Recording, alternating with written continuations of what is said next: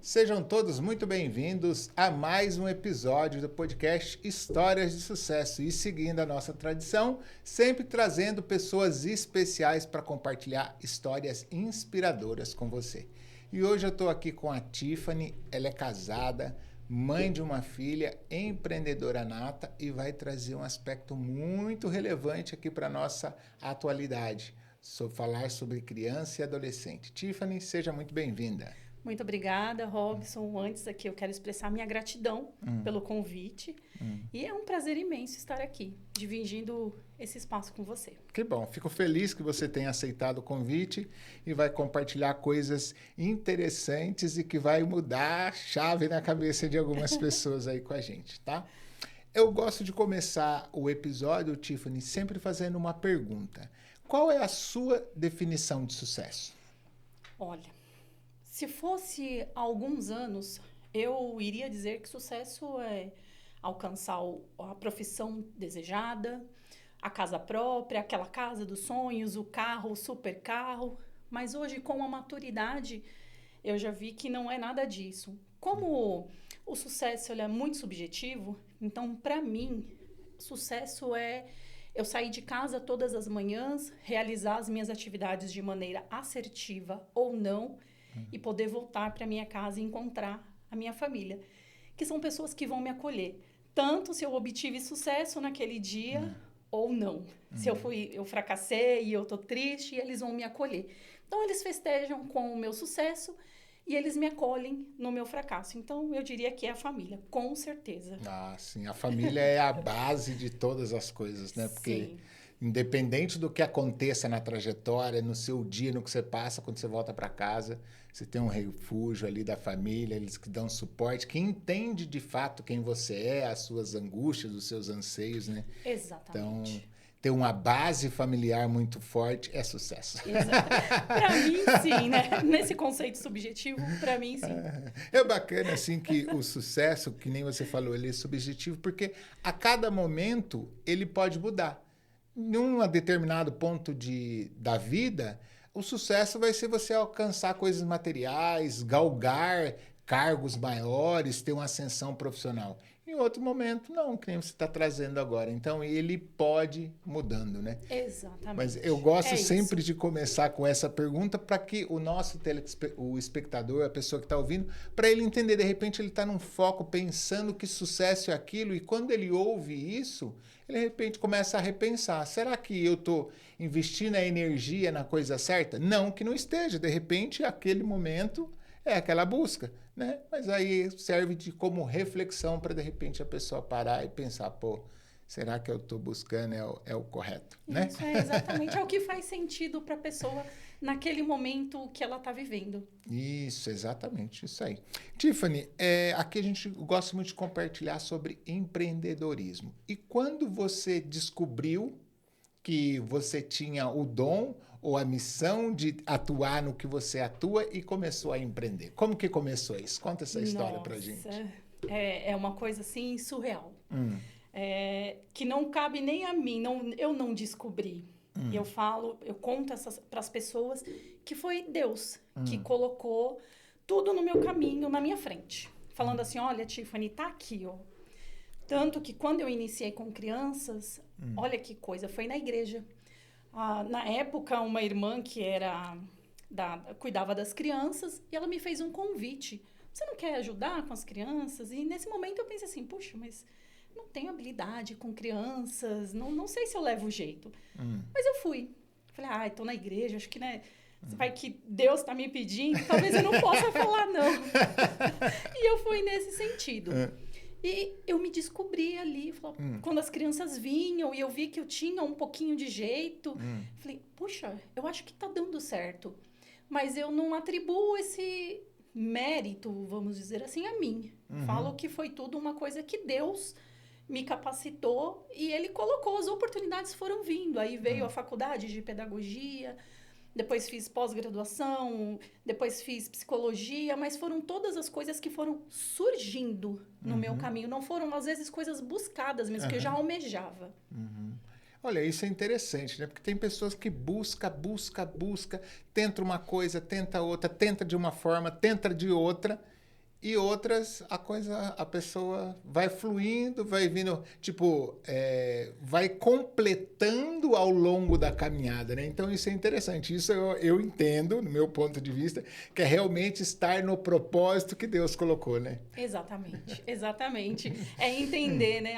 Para que eu vim? Porque eu estou aqui, a gente vai se descobrindo nas coisas que vão... Às vezes eu falo, né, na minha casa, assim, parece que as coisas, determinadas coisas vêm e caem nas minhas mãos. Eu falo, puxa, tá aqui agora, eu vou ter que fazer alguma coisa com isso.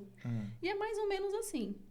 Mas foi uma área que eu me identifiquei demais, trabalho até hoje, eu tô há 10 anos já trabalhando só com esse público, e aí tentando ajudar. Pelo que você falou, você começou pela pedagogia, né? Sim. E aí, quanto tempo você ficou da pedagogia para que você migrasse para a psicologia?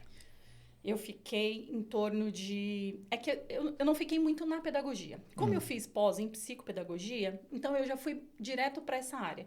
Trabalhei pouco na pedagogia e já migrei para a área clínica, porque é a área que eu mais gosto. Não que eu não goste da sala de aula, trabalhei, gostei, foi bem legal, mas eu me identifico mais com a área clínica. Então, a partir da psicopedagogia, eu já fui para essa área.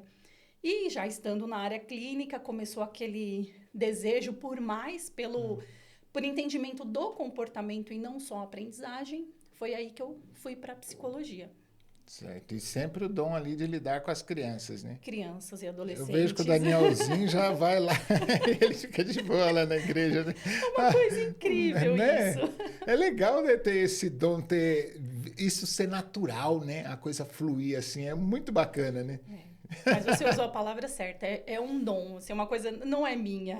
É jogada por Deus. Exatamente. Né? Aí tá dentro daquele versículo lá em Romanos 2:28. Todas as coisas contribuem, né? A igreja que você começou, aí depois veio o curso, a formação, para o bem daqueles que amam a Deus e andam no seu propósito. Então tudo vai se encaixando, exatamente, né? Faz todo sentido. Exatamente.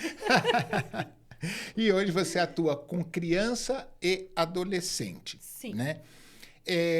A partir de quando você falou assim, porque você é profissional liberal, a partir de quando você começou a empreender, fala, não, agora você teve todo esse processo que você falou, não, eu sou empreendedor, eu preciso fazer essa coisa acontecer. Como que foi esse processo? Foi depois da pandemia.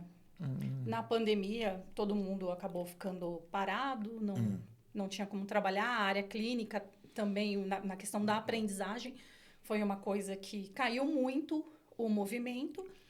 E aí, após a pandemia, surgiu aquele boom de dificuldades de aprendizagem entre as crianças, porque elas já não estavam frequentando a escola. Tudo online, Tudo né? online.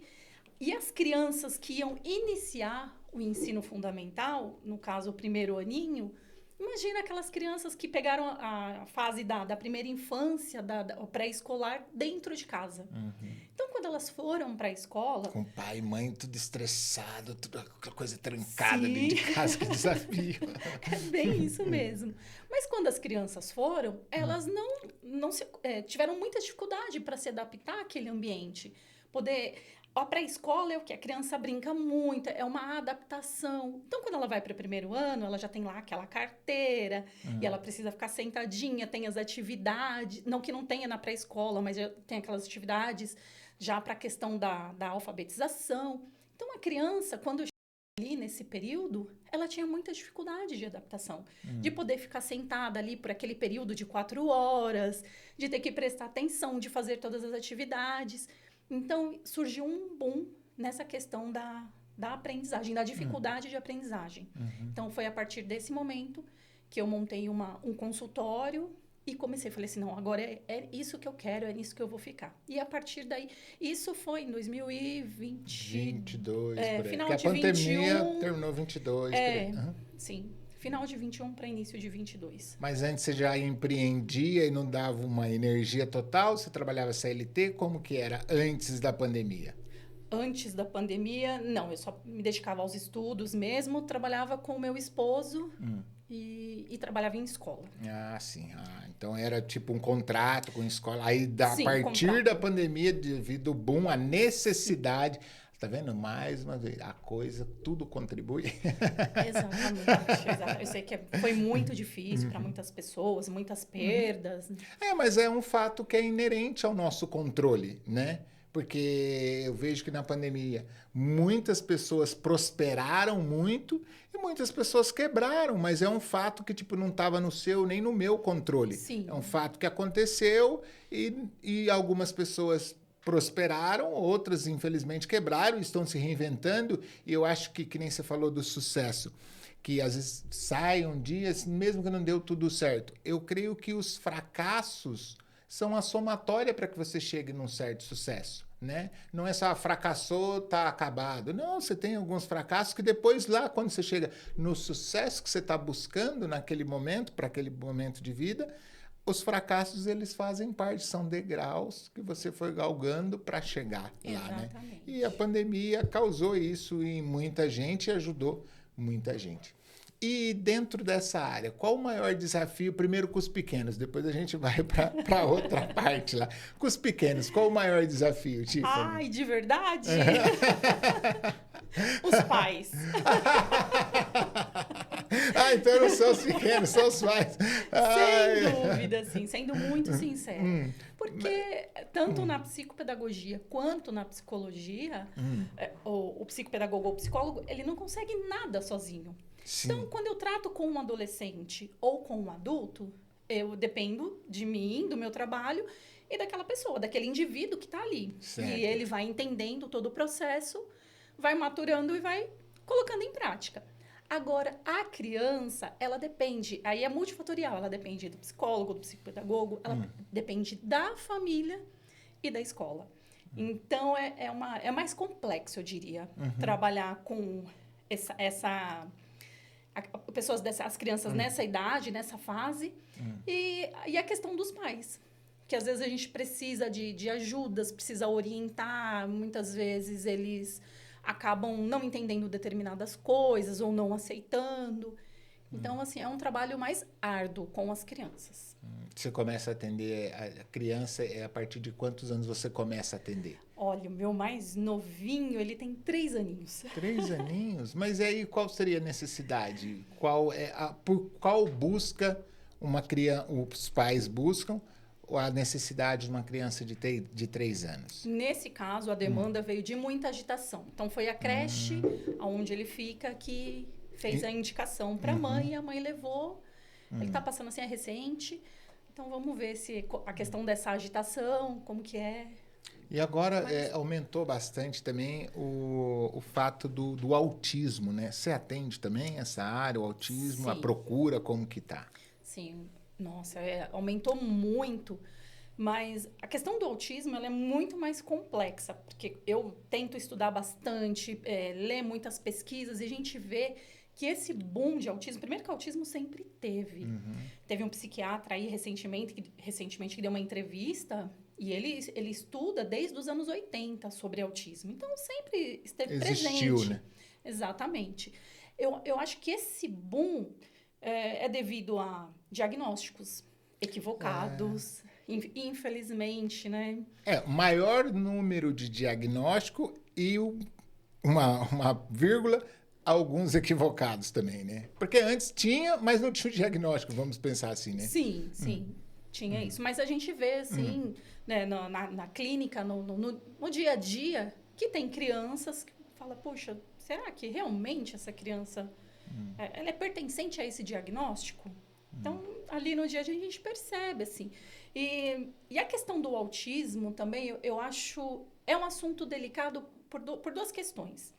Quando a criança, ela tá ali, ela tá dentro do espectro, mas ela tem uma vida quase normal, lógico que isso traz sofrimentos para a criança, óbvio, para a família, todas as dificuldades seja de aprendizagem, seja de interação social que aquela criança, ela carrega com ela, e isso traz um grande sofrimento. E a gente fala assim, mas essa criança parece quase normal. Como? Não precisa fazer nada com ela, não... Tem essa questão, às vezes, dessa criança falar, vou deixar para lá, entre aspas, né? Vou deixar para lá esse diagnóstico. E também a questão do rótulo. Aí a gente fala assim, essa criança, ela tem mais a dificuldade ali na interação social, mas aí eu vou lá e rotulo aquela criança, dou aquela marca para ela. Tá ali dentro do espectro autista. E falo, puxa... E a gente sabe que a gente, infelizmente, vive numa sociedade que tem muitos preconceitos. E aí, às vezes, esse rótulo vai trazer para essa criança lá na frente. Então, tem essas duas questões. Mas, assim, de fato, tem um boom. Eu trabalho em 2 clínicas também, além de fazer os meus atendimentos particulares. E uma das clínicas é multidisciplinar, que cuida de crianças autistas.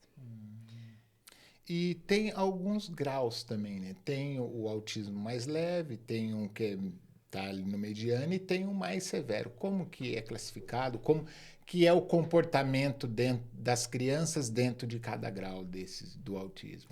Ok. Então, a gente fala níveis de suporte. Níveis de suporte. Exatamente. Né? Assim que o DSM classifica esses níveis. Então, o DSM é o diagnóstico, o Manual de Diagnósticos de Doenças Mentais. Ah, sim. Show de bola. Então, é como se fosse a Bíblia dos psiquiatras, dos Sim. psicólogos. Então, dentro desse manual, ele fala assim, que o nível 1 de suporte é o que menos precisa de tanta intervenção. Então, é uma criança que às vezes tem maior dificuldade mesmo ali em lidar com os sentimentos dela e em interação social. Então, ela tem muita dificuldade na hora de interagir com outras pessoas. E tem uma aprendizagem legal, uma aprendizagem ok. A motricidade dela também é ok. Ela é verbal, ela fala tudo. Então, bem funcional. Exatamente. Ela é totalmente funcional. E totalmente, assim, entre aspas, né? Ela é bem funcional, mas totalmente. Que a gente fala assim, totalmente, como se pegasse uma coisa muito ampla. E não é isso. Aí tem o nível 2 de suporte. Aí é uma criança que já precisa de mais intervenções. Então, ela, às vezes, tem mais uma questão da motricidade. Ela tem algumas dificuldades de aprendizagem. Seja na questão da memória, de algumas funções, de não conseguir muito foco, muita atenção. E, normalmente, às vezes, o autismo ele vem junto com outros transtornos. Então, tem algumas comorbidades. E tem o nível 3. Normalmente, o nível 3 é aquela criança não verbal. Então, que a gente tem mais dificuldade de interação. Aquela criança tem muita dificuldade. Ela tá ali muito no mundo dela. Ela não tem nenhuma interação. E é muito interessante quando você tá nesse ambiente de crianças dentro desse espectro, a gente consegue perceber que tem crianças que interagem, que brincam. Normalmente, assim, uma criança procura outra para brincar. Isso. E quando a criança tem uma dificuldade muito grande nessa interação, todas as crianças estão brincando e essa, com a dificuldade, ela tá ali sozinha. Ela brinca, mas ela brinca com ela mesma. Ela não interage com... Tá no mundo dela. Exatamente. Ela não interage com nenhuma outra criança. Assim, é incrível isso, né? Como pode, né? E realmente você acaba percebendo ali, né? No dia a dia. Sim. Que ela tem uma... E aí também já, nesse nível 3 também já vai... Afeta também alguma questão motor, essas coisas ou não? Tem crianças que sim. Tem muita questão na motricidade mesmo. Então, a gente trabalha a questão na aprendizagem, a questão da criança ter que trabalhar toda essa musculatura da mão para que a criança possa pegar num lápis, aprender a escrever. Então, ela voltando lá quando você falou da parte da escola, que o pessoal, a criançada veio para a escola. Na pré-escola, eles aprendem tudo isso, né? Pegar o lápis, fazer todo esse contexto. E quando voltou da pandemia, não tinha isso. Então, realmente, desafio, né? Sim, muito. Foi muito desafiador. Eu falo isso porque eu acompanho bastante lá o aprendizado da Laura e do Daniel e eu vou nas reuniões e na reunião eles falam, né? Essa semana a gente trabalhou eles pegar o material, a gente trabalhou eles pegar o lápis, a gente trabalhou eles sentir o tato das coisas. Então, eu liguei com isso que você falou e realmente, para as crianças que ficou ali no período da pandemia, que eles tinham que estar passando por esse processo e não passaram, é uma dificuldade a mais, além de aprender essa adequação, né? Vamos dizer assim. É a adequação de tudo.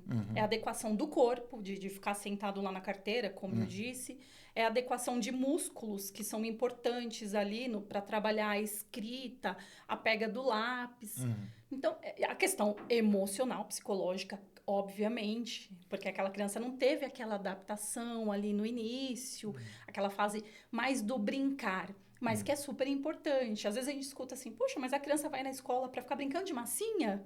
Sim, ela vai para brincar de massinha. O que ela está brincando, mas tem um propósito naquilo, porquê, dela né? trabalhar toda essa questão da musculatura. Tem um porquê.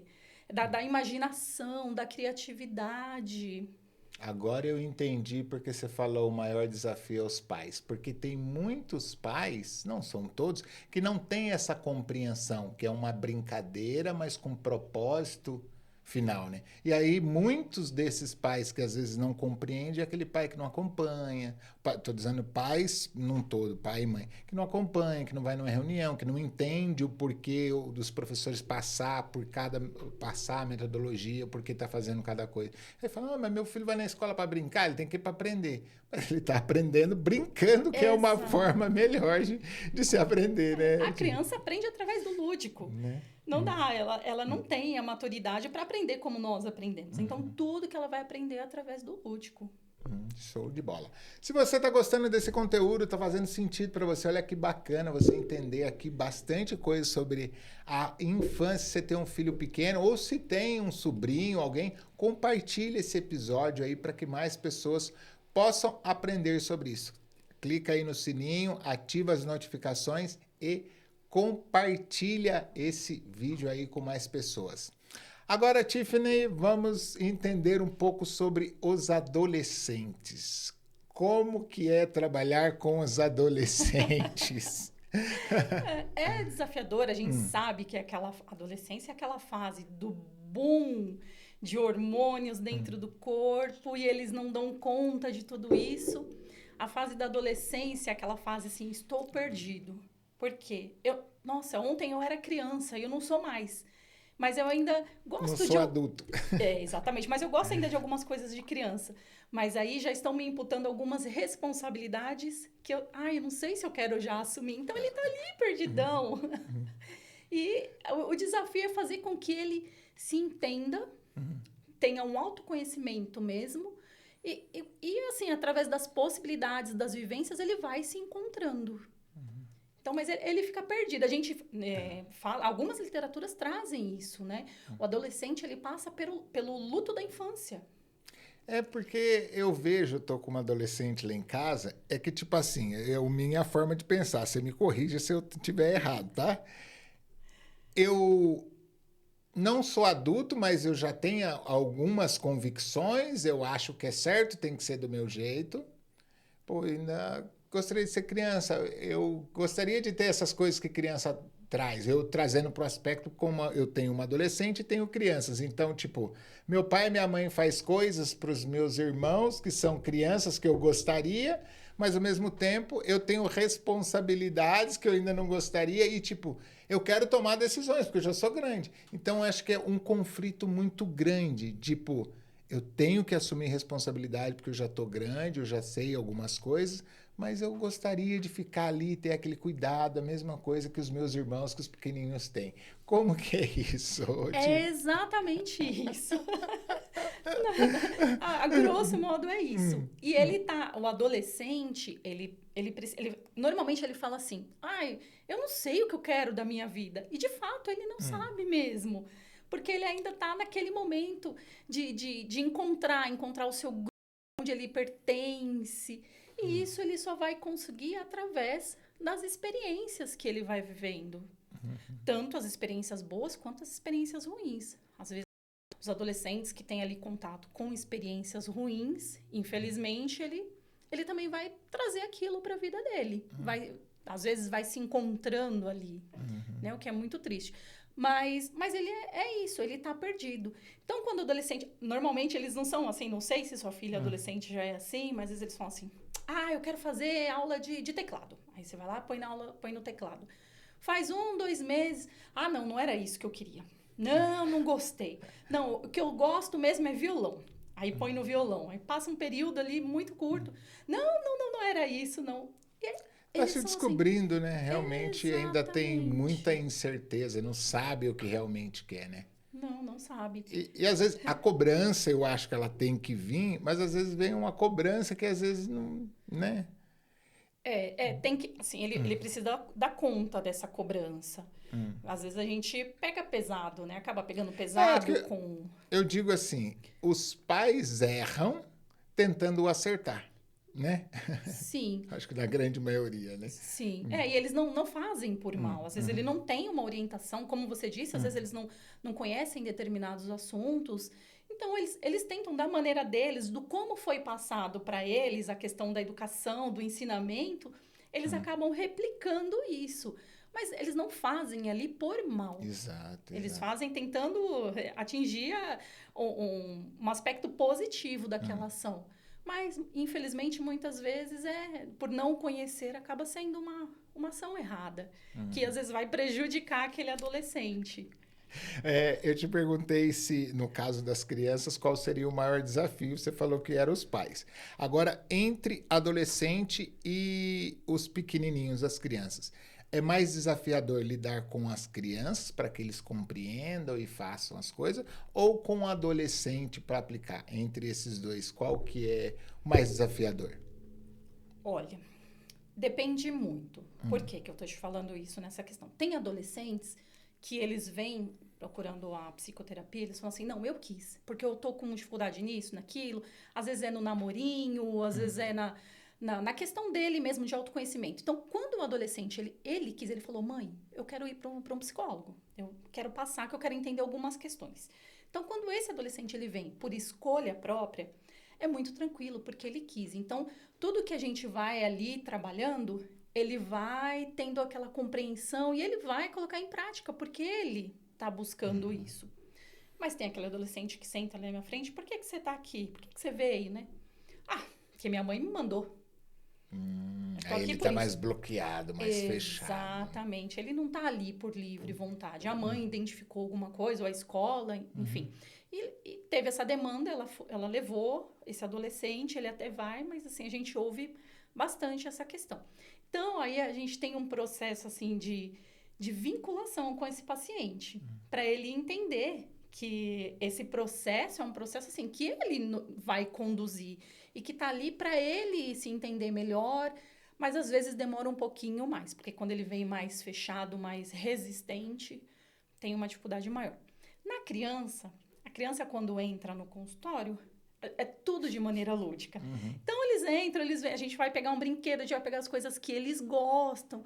Então é muito mais fácil de criar vínculos com crianças, na minha opinião, por conta disso. Então a gente vai brincando ali e vai trabalhando dentro do lúdico a demanda daquela criança. Então, aí com relação a adolescentes e crianças, tem essa questão. Se o adolescente ele vem porque ele quis, Porque ele legal. quer ser mais tranquilo, vamos dizer Exatamente. assim. E a criança, quando entra no mundo lúdico, é o mundo dela. Então tá tudo certo. E no processo, esse que vem mais fechado, ele vem com aquela casca, eu não queria, porque aí também, que nem você mesmo pontuou, a sociedade ainda é preconceituosa, ainda tem alguns estigmas, e aí, muitas vezes, para o adolescente, eu não sou louco, eu não preciso disso, isso é coisa de quem está doido. Muitas vezes, eu creio, você pode me falar, se sim ou se não, eles vêm com aquela questão. Eu não queria minha mãe que está me colocando e eu não sou louco. Tem essa percepção? Há esse tipo de queixa ou não? Sim, ainda existe. Menos. Menos. Hoje, eu acho que assim, pela divulgação da psicoterapia, hoje menos. Mas já teve mais. Mas ainda encontra, sim. E na maioria dos casos que você pega, esse que vem com a casca grossa, que não quer abrir ali, eles se abrem, durante o processo vai se abrindo, vai fazendo, ou chega um ponto e fala, não dá, a gente não quer trabalhar. Não. Como que é? Vamos pegar na média dos pacientes que você atende, como que é a evolução desse processo? Normalmente, eles dão continuidade ao tratamento. Normalmente, tá? Mas eu já peguei dois casos nesse período, assim, trabalhando, de adolescentes que a mãe pediu A mãe ir no dia da entrevista e falou, meu filho não veio, ele não quis vir. Aí vem no segundo dia, a mãe aparece, eu estou esperando o adolescente, falou, ele não veio. E eu ter que fazer uma chamada de vídeo e me apresentar e conversar sobre como que é o processo da terapia. Mas ele falou assim, não, eu não vou. Então esse não quis nem experimentar, não quis nem saber como que era. Os mais resistentes são difíceis. Muito bem. E aí, galera, se está gostando aí, compartilha esse vídeo para que mais pessoas tenham acesso. Tiffany, como que as pessoas te acham na rede social? Se de repente ela tem um filho, uma criança, um adolescente, pô, isso deve estar fazendo sentido para mim. Eu tenho esse desafio ou com a criança ou com o adolescente e queria entrar em contato com você. Como que as pessoas te acham? Tem o Instagram, @tiffany.psi, @tiffany.psi. Só seguir lá, tem os meus contatos. Precisando, é só chamar lá. Isso aí, deixa aí os contatos, porque a gente não sabe a quantidade de pessoas que vão ter contato com esse vídeo e, de repente, né, pode estar precisando dos seus serviços. E hoje você faz o atendimento, você falou que trabalha numa clínica, faz os seus atendimentos individuais, você faz só de forma presencial ou você faz atendimentos online também? Faço das duas formas, tanto presencial quanto online. E hoje, eu acho que isso daí está muito natural, né, esse atendimento online, funciona muito bem hoje. Antes a pessoa tinha, não, tem que ser presencial, tem que estar ali no ao vivo, mas eu acho que a mesma entrega que você tem no presencial, você consegue entregar no online, né? Como que é como que eu falo? A aceitação dos pacientes e dos pais por esse processo online? Na questão de crianças, é um pouco mais difícil. É mais difícil, né? Mais Realmente. difícil. Desafiador, vamos dizer assim. Eu gosto de usar essa palavra. Exatamente. A criança, a gente tem que estar ali, às vezes, fazer brincadeirinhas, palhaçadinhas, o toque, eu acho muito importante. Então, com criança, eu acho muito difícil. Eu não gosto de atender crianças de maneira online, de forma online. Com adolescentes, aí já é uma questão de escolha. Alguns tá tudo bem ser atendido de forma online. E tem uns que fazem questão de que seja presencial. Ele gosta de estar lá, de sentar, assim, frente a frente mesmo e conversar ali. Vivenciar, então, né? Exatamente. Já os adultos, assim, grande parte prefere de forma online. Porque eu acho que a correria do dia a dia, então ele marca, eu posso tal horário, porque esse horário é o que eu tô ali tranquilo no trabalho, ou então eu chego em casa, faço isso, depois eu tenho esse período. Então, normalmente... então além da criança e do adolescente, você também faz atendimento de adultos também? Faço também, em menos quantidade, mas eu faço, sim. Mas eu trabalho com foco mais voltado, hoje com foco mais voltado para crianças e adolescentes. Então vamos subir mais um degrau. Então, eu ia ficar aqui só na criança e no adolescente, vamos subir mais um degrau. Então, hoje pensando nos adultos, Tiffany, qual a maior demanda que você recebe dos adultos? Para que resolução de que tipo de problema é a maior procura hoje entre os adultos? Nossa, das mais variadas possíveis. Que desencadeiam crises de ansiedade, mas por N situações.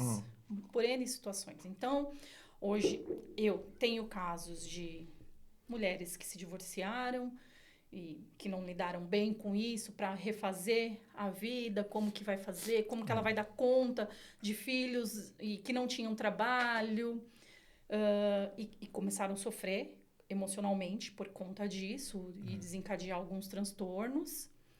Mas a maioria vem por questões de ansiedade, que infelizmente, né?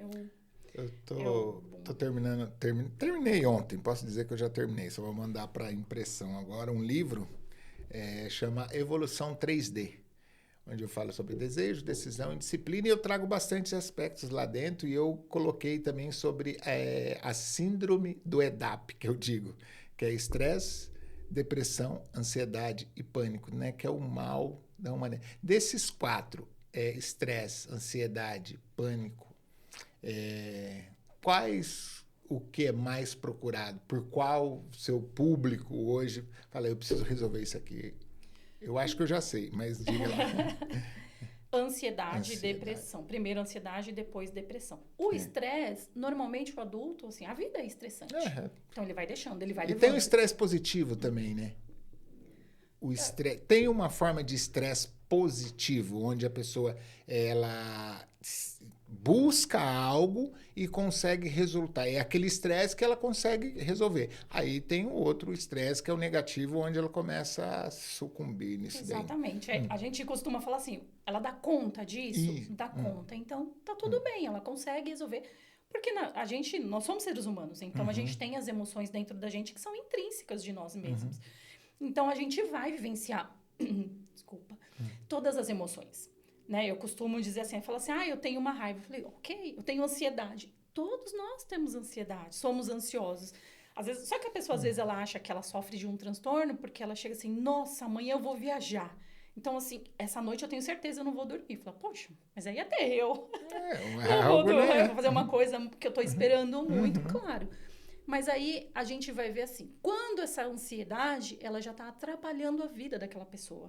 Ela já começa a não dar conta das suas rotinas diárias. Então a gente fala que aí já é uma coisa patológica, porque tá prejudicando. Então, a gente tem muita coisa assim, de dar ansiedade, da pessoa chegar da ansiedade, mas falo, não, isso aí tá tudo bem, a ansiedade é assim. E na questão do estresse, como a gente estava falando, então a pessoa vai levando aquele estresse, porque a gente tem estresse no trabalho, tem estresse em casa com o marido, com o filho, tudo. Natural. Vamos dizer que é natural isso aí. Exatamente. No mundo tereis aflições. Isso, mas tem de bom ânimo, eu venci o mundo. Exatamente. João 16:33 diz isso. É isso. Então, enquanto eu dou conta daquilo e aquilo não passa a prejudicar a minha rotina diária, ok.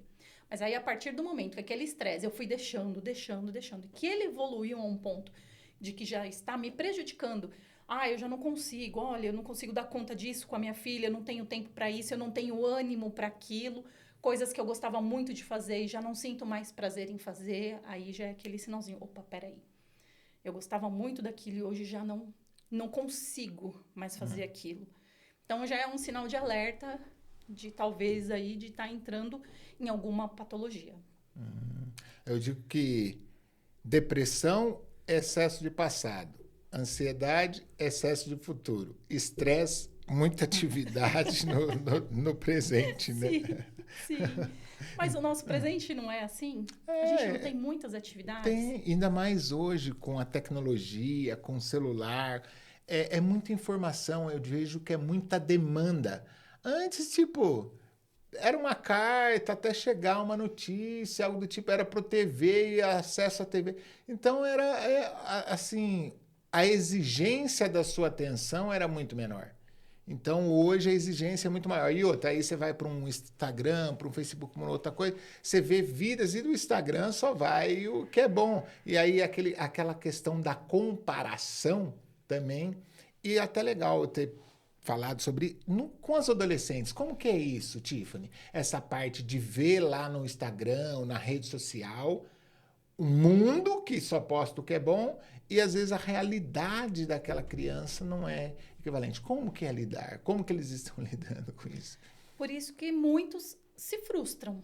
Traz uma frustração muito grande mesmo. Poxa, eu vi, no caso dos meninos, tem lá aquele fulano, MC não sei o quê, e consegue isso.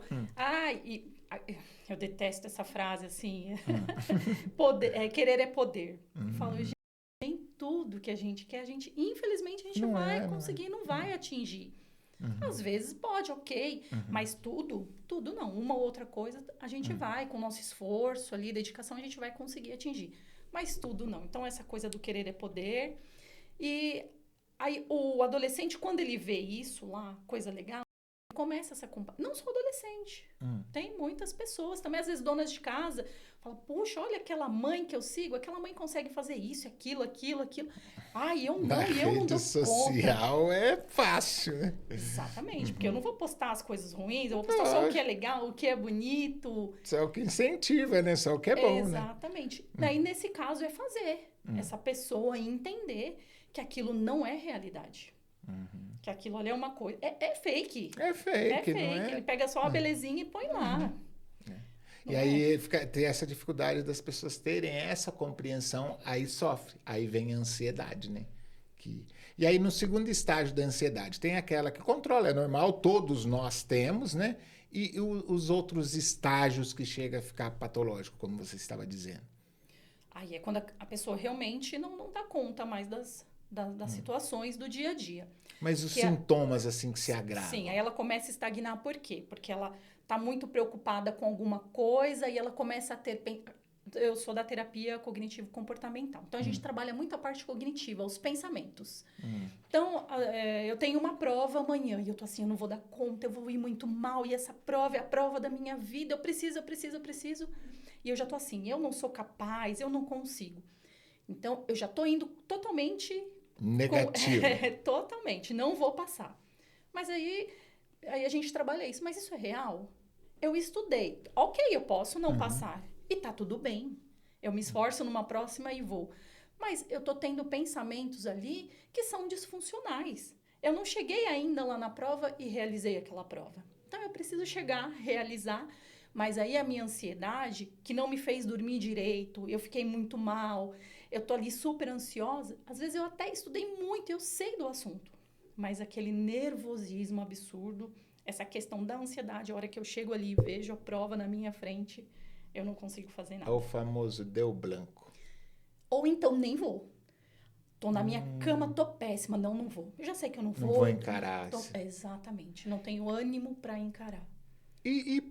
Tiffany, aproveitando que você tá aqui me esclarecendo bastante coisa, eu tô batendo papo aqui agora, eu tô tirando as minhas dúvidas.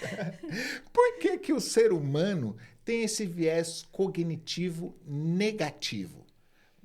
Beleza, eu estudei para a prova, eu sei que eu domino o conteúdo, em vez dele colocar na mente dele, trabalhar, eu vou passar, eu sou o melhor, eu vou ser o que vai ter a melhor prova, eu vou ser o primeiro da turma. Em vez dele ter esse viés de pensar dessa maneira, automaticamente, na grande maioria, tem esse viés de eu não vou dar conta, eu não vou saber, a prova vai ter difícil.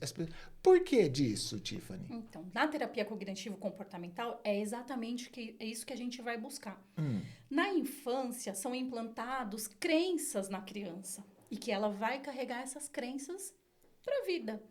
Então, a gente vai buscar qual é a crença que ela tem de um determinado evento. O que ela pensa desse evento.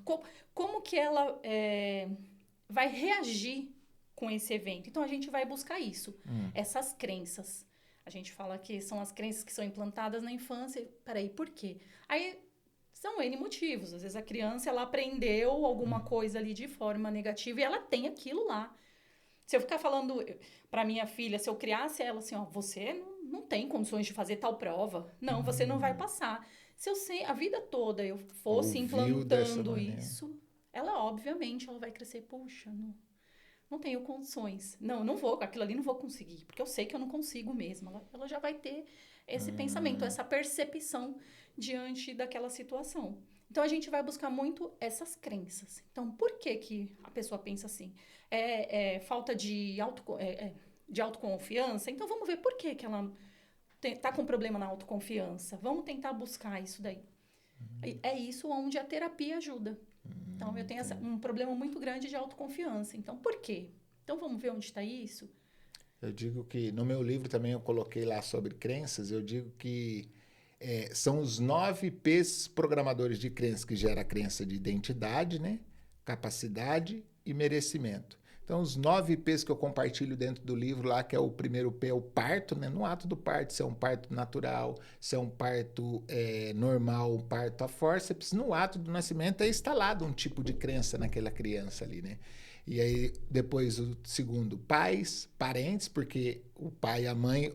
Se ele falar, você é um filho lindo, você é uma criança maravilhosa, você vai ser fantástica. É o que eu fortaleço com a Laurinha, com o Daniel e fiz com a Júlia quando eu aprendi, quando eu tive esse conhecimento. Vai ser uma pessoa fantástica. Você não presta, você não vai dar em nada. Aí onde que vem a questão da autoconfiança, da baixa autoestima, né? Então, parto, pais, parentes, padres, pastores, porque exercem autoridade sobre a criança, então o que eles falam tem valor e a criança leva aquilo para a vida. programas de TV e internet, então aquilo que ela está consumindo está gerando crença, né? Isso de 0 a 12 anos, principalmente de 0 a 7 anos, né? Propaganda, porque repete muitas vezes, né? Eu digo que o oitavo é o PlayStation, né? Que eu considero os jogos. Então, todos os jogos eu relaciono ao PlayStation, porque tudo aquilo, se a criança está consumindo muito daquilo, e aí vai gerar um impacto lá na vida adulta, né? Exatamente. Se ele vai ter essa autoconfiança para realizar ou não, né? Faz total sentido. Inclusive, aí, sim, perfeito o que você falou. Aliás, quando lançar o seu livro, tiver aí, você já me fala, porque quero. Logo tá saindo. Com certeza, eu quero. Na verdade, a criança, na barriga da mãe, ela já está recebendo o estresse, os nervosismo, tudo que aquela mãe tá vivendo ou consumindo. Eu tomo um determinado remédio, ou eu fumo, eu bebo álcool. Aquela criança já recebe tudo isso já na barriga. Né? O parto é depois, mas ela já está recebendo estímulos ali. O tempo todo, né? O tempo todo. E você falou da internet, uma coisa muito interessante dessa geração de hoje, eles não sabem esperar. Nossa, meu Deus. Laura, Laura. Mas vamos lá, diga. É tudo para ontem, né? E por que isso? Aí você falou de antigamente, que a gente esperava para fazer alguma coisa. Eu lembrei de como que era lá nos... Eu pensei na minha infância.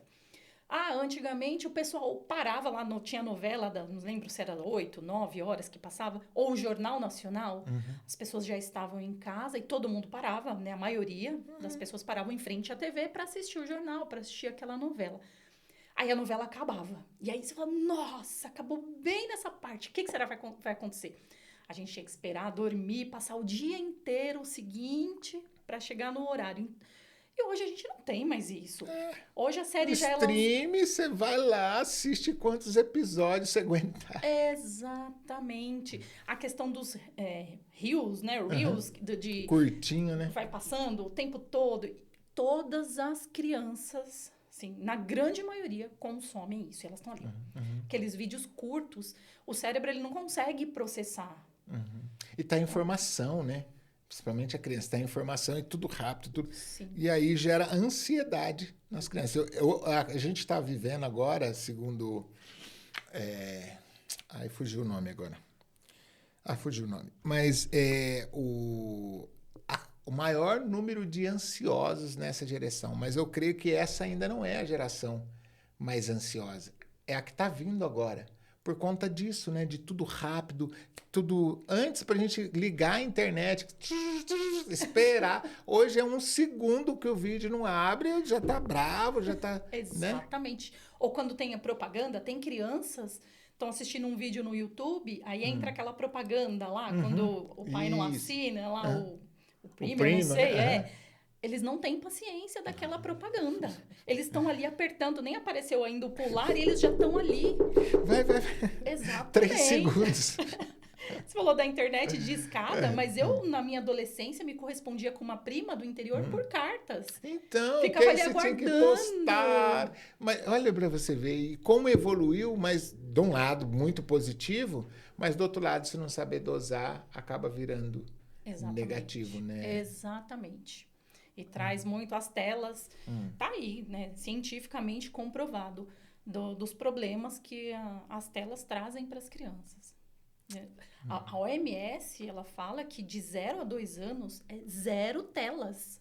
Não é para dar nada. E a gente vê, as crianças já estão tudo ali. Eu estava fazendo a pesquisa justamente para colocar no livro lá e eu vi esse dado da OMS. Aí ele coloca lá a partir de quanto tempo da tela. E outra, um período depois dos 2 anos também, acho que é 1 hora, e depois passou dos 5 anos, acho que é 4 horas, mas não consecutivas. Aí eu vi esses dados lá. Sim. E às vezes tem aquela questão da babá eletrônica, né? Fica quietinho. Fica de boa, né? E aí acaba estragando a criança, né? E às vezes é uma coisa que tipo, vai ficar quietinho. Exatamente, Tem muito isso. Principalmente até com a questão das crianças que estão dentro do espectro autista. Ah, que aí eles se acalmam, né? Que pega acalmam. alguma programação, alguma coisa. E é muito estímulo, né? Os Muito. desenhos, as coisas de criança. Né? Mas são relatos até trazidos pelas mães que falam, olha, se eu não der o celular para ele, eu não consigo fazer nada em casa. Eu preciso fazer o almoço, ele precisa comer. Então, eu entrego o celular. Elas são até muito honestas nessa questão. Eu pedi para você fazer a comparação entre a criança, o adolescente, qual que seria mais desafiador de trabalhar. Você me trouxe. E agora, entre a criança, o adolescente e o adulto. Com a criança, a questão do desafio são os pais, realmente. Porque a criança, como eu disse, é o lúdico, então eu também acho que muitos anos trabalhando, eu consigo manejar bem. Com os adolescentes, tem a questão dos resistentes ou não. Os adultos, normalmente, eles vêm, porque eles mesmos, eu senti a necessidade de estar aqui. Mas aí, se ele vai, né, colocar toda a questão ali do plano terapêutico em prática ou não, aí é uma coisa que responsabilidade dele. Mas aí o adulto, aí a gente mostra alguns caminhos, algumas possibilidades, a terapia ensina algumas habilidades, mas aí se ele vai colocar em prática, aí é com ele. Aí é responsabilidade dele, a autorresponsabilidade. Exatamente. Tiffany, agora eu quero entender, nesse percurso de que você começou da pandemia para cá, teve algum desafio, algo que você, ou uma situação clínica que você pegou falando, isso aqui é muito desafiador, foi complicado viver? Você tem algo nesse sentido, empreendendo para compartilhar com a gente? Empreendendo? A gente passa por dificuldades, né? Todo mundo! Não tem como. Tem momentos que o empreendedor passa por isso de forma geral. Tem momentos que o negócio vai muito bem e tem momentos que dá aquela baixa. A pessoa, na hora que tá bem, é fazer uma reserva para aquele momento, quando não estiver tão bem assim, poder conduzir o processo da mesma maneira. Mais desafios, assim... eu acho que o maior é isso, né? É a questão de adesão das pessoas. Entendi. E nesse processo, uma vitória? Um processo que você trabalhou com alguém ou algo que você realizou nesse período e falou, pô, aqui eu tive sucesso. Foi muito bom conquistar ou realizar esse algo. Olha, eu diria assim que eu tive vários sucessos pensando dessa maneira. Porque cada evolução de um paciente é um sucesso. E a gente tem pacientes, às vezes, que vai evoluir tão pouquinho, mas é tão difícil para ele evoluir aquele pouquinho. E quando a gente percebe essa evolução, é muito gratificante. Fala, puxa, que bom que deu certo, mesmo que seja mínimo. Que bacana. Então, é um processo assim, de sucesso. Muito bacana. Estamos chegando ao fim. Então, mais uma vez, compartilhe esse vídeo com mais pessoas. Tiffany, foi um prazer imenso ter você aqui. Muito obrigado por você ter aceitado o convite. Me esclareceu muitas coisas. Espero que ajude as pessoas que vão acompanhar esse vídeo também. E para a gente finalizar, eu queria que você deixasse uma mensagem. Algo que você acredita que deve ser passado para o mundo, que as pessoas precisam ouvir. Porque sempre falo aqui, a gente vai com esse vídeo para a internet, a gente não sabe quantas pessoas vão alcançar. Pode ser 10, pode ser 20, pode ser 8 bilhões de pessoas, porque agora com a IA pode traduzir para mandarim, inglês, italiano, então várias línguas pode chegar. E uma mensagem que você carrega, que você acredita que as pessoas no mundo precisam ouvir. Eu diria assim, porque o que eu carrego para minha vida em todo é Deus, a presença de Deus na minha vida, isso. A gente falou de sucesso, de muitas coisas aqui legais, mas a gente não citou Deus, mas Deus, ele está acima de tudo isso. Né? Ele que nos dá a graça do dia a dia, de podermos levantar e nos capacita a realizar todas as nossas atividades ou tudo que ele coloca nas nossas mãos. E para as pessoas, primeiro Deus, e segundo é tentar se conhecer para melhorar. O respeito, né, é extremamente importante. Eu acho que se as pessoas aprendessem a se respeitar, o mundo não seria dessa maneira. O respeito acho que é a base de tudo. Fundamental. Se autoconhecer, eu digo que todos nós devemos fazer a maior e principal viagem da nossa vida, que é para dentro.